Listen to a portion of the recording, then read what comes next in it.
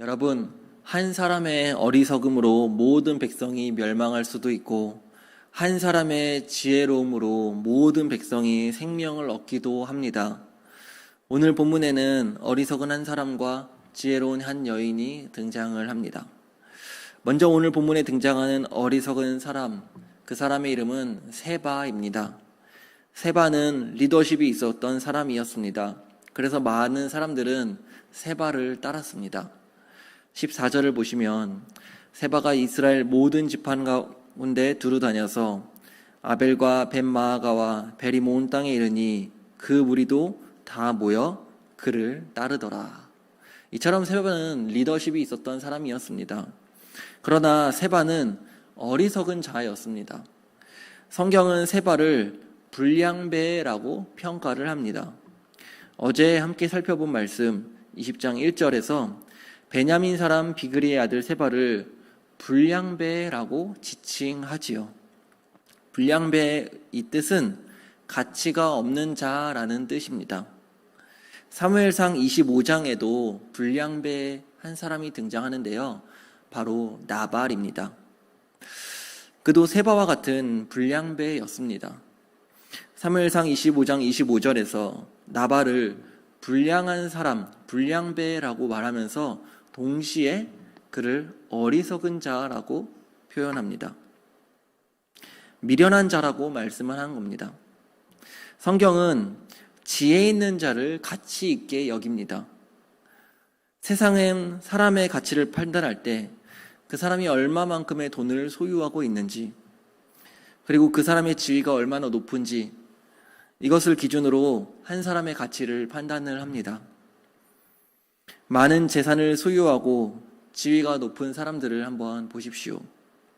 세상은 이들을 VIP로 대접하면서 아주 극진히 여깁니다.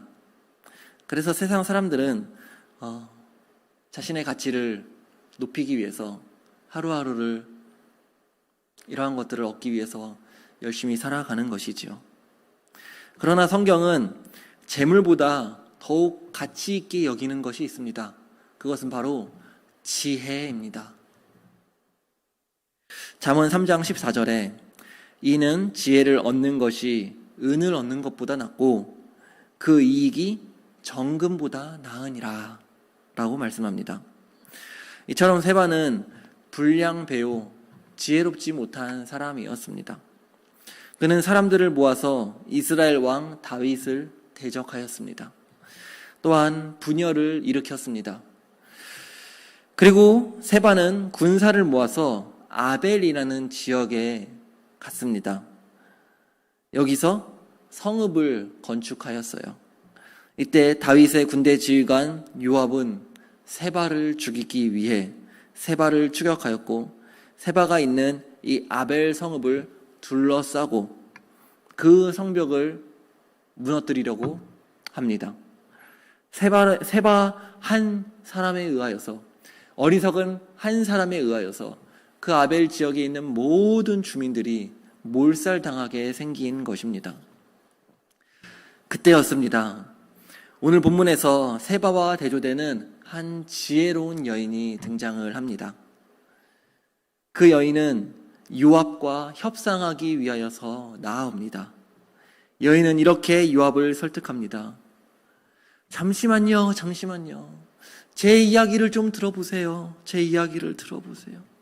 요압 장군님, 당신이 멸하려는 이 아벨 성읍은 이스라엘에게 있어서 어머니 같은 성입니다. 이 성읍은 여호와 하나님께서 우리에게 주신 여호와의 기업입니다. 그런데 어찌하여 이 성읍을 이렇게 멸망시키려고 합니까?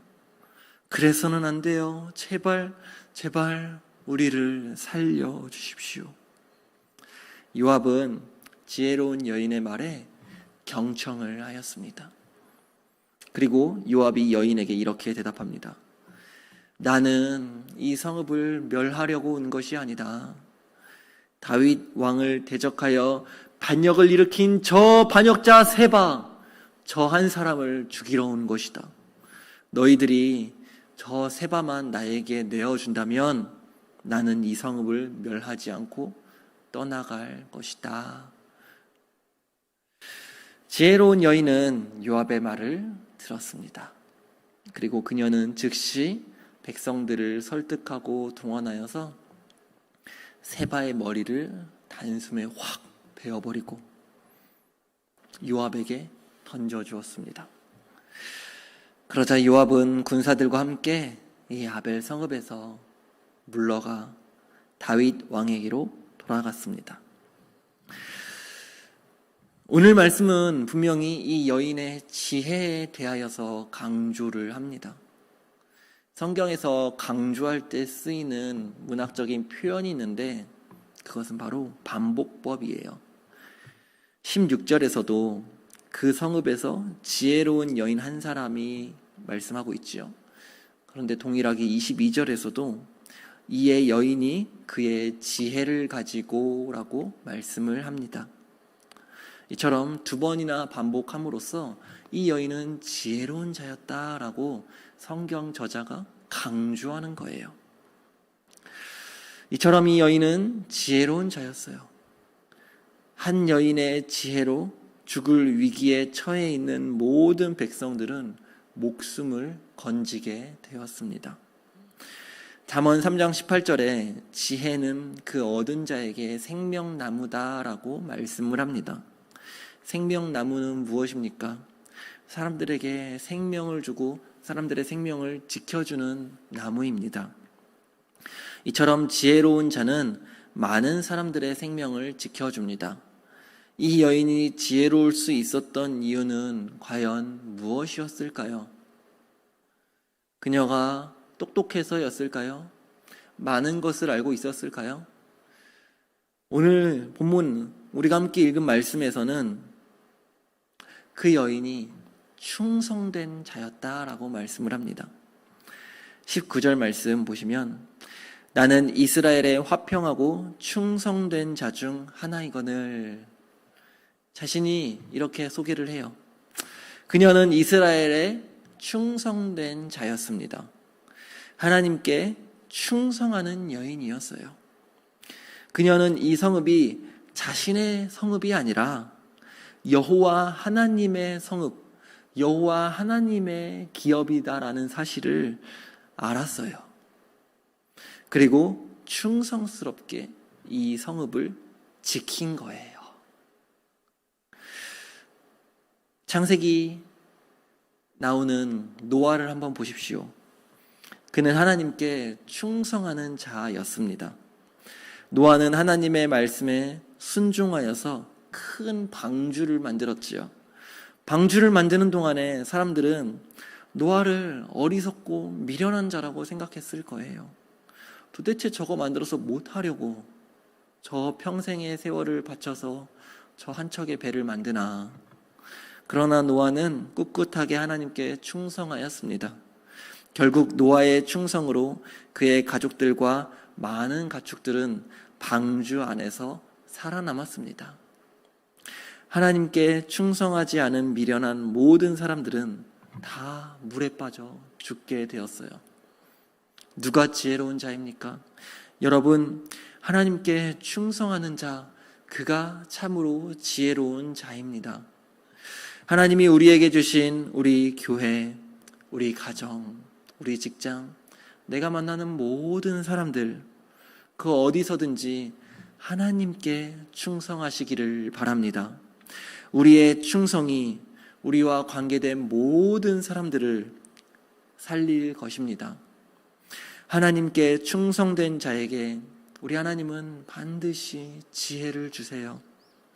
하나님께 충성하는 자는 지혜로운 자입니다.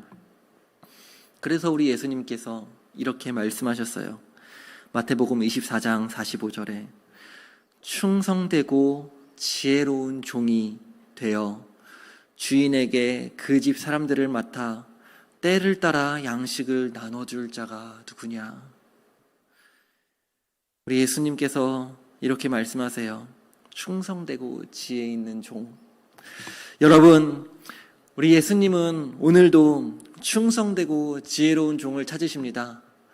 오늘 이 새벽에 주님 앞에 나온 모든 성도님들, 여러분들이 바로 이러한 예수님께서 찾으시는 충성되고 지혜로운 종이 되어 많은 사람들을 살리는 복된 주님의 자녀들 되기를 주님의 이름으로 축원합니다.